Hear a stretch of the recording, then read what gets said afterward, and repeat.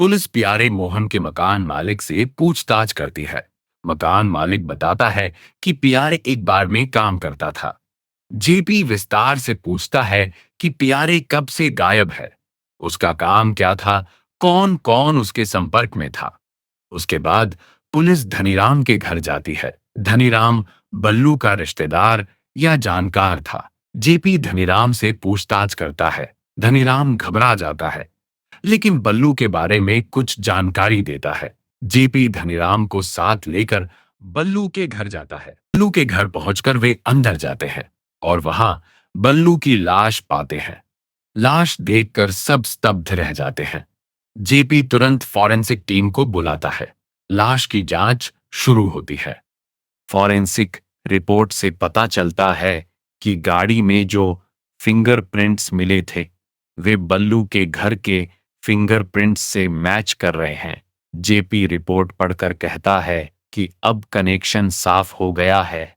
दूसरी तरफ बाबू और राजू प्यारे मोहन को किडनैप कर लेते हैं।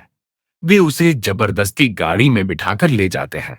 जेपी और टीम प्यारे के बार में जाती है। वहां जाकर पता चलता है कि पुलिस के नाम का झूठा हवाला देकर दो लोग प्यारे को गाड़ी में बिठाकर ले गए थे। इधर बाबू और राजू प्यारे को जंगल की तरफ ले जाते हैं। जंगल में पहुंचकर बाबू तलवार निकालकर प्यारे को मारने वाला होता है। तभी पास में एक प्रेमिक जोड़ा दिख जाता है। प्रेमिका आइसक्रीम खाने के लिए प्रेमी को भेजती है।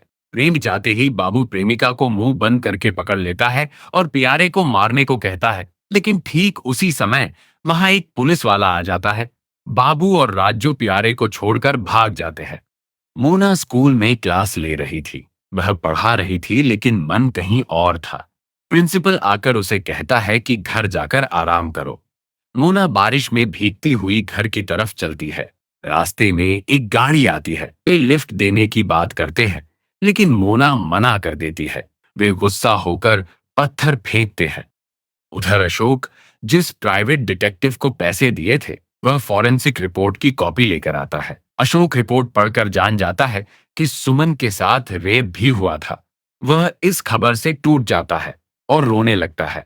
जयप्रकाश पुलिस स्टेशन में पियारे की खोज करता है। पियारे को ढूंढकर उससे पूछताछ करता है। स्केच दिखाकर बाबू और राजू के नाम जान लेता है। साथ ही राजू की बहन सोनीपत में रहती है, यह जानकारी भी मिलती है। लास्ट सीन में बाबू और राजू गाड़ी में दिखते हैं। सुमन हाथ बढ़ाकर लिफ्ट मांगती है। बाबू गाड़ी रोकता है और कहता है, दिल्ली छोड़ने से पहले दिल्ली को लास्ट अलविदा बोलते हैं। एपिसोड इसी घटना पर खत्म होता है।